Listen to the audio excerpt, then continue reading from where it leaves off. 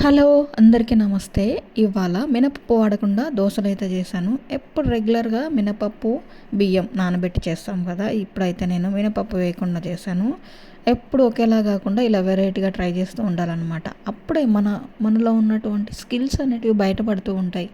బియ్యము కొన్నంటే కొన్ని మెంతులు వేసి 7, 8 గంటలు నానబెట్టేసుకోవాలి. బియ్యం నానిన తర్వాత మిక్సీ జార్‌లోకి తీసుకొని ఇంట్లో ఉంటే పుల్లటి పెరుగు వేసుకోండి, లేదంటే నార్మల్ పెరుగు వేసుకొని మెత్తగా పిండి పట్టేసుకొని రాత్రంతా పక్కన పెట్టేసుకొని మార్నింగు దోశ మరీ పల్చగా కాకుండా ఇలా లావుగా ఊతప్పం టైప్లో వేసుకొని కావాలంటే పైన ఉల్లిపాయలు, కొంచెం కొత్తిమీర, కొన్ని పచ్చిమిర్చి, అలాగే పైన కొంచెం ఆయిల్ వేసేసుకొని ఇలా మూత పెట్టి లో ఫ్లేమ్ మీద దోసను కాల్చుకోవాలి. ఇందులోకి కాంబినేషన్గా నేను పల్లి చట్నీ అయితే చేశాను.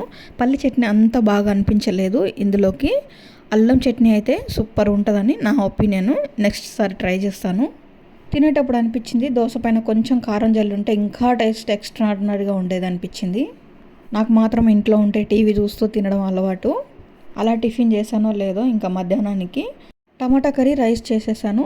మీరేంటి వీడియో చూసి వెళ్ళిపోవడమేనా? జస్ట్ లైక్ చేయండి అబ్బా. Please subscribe.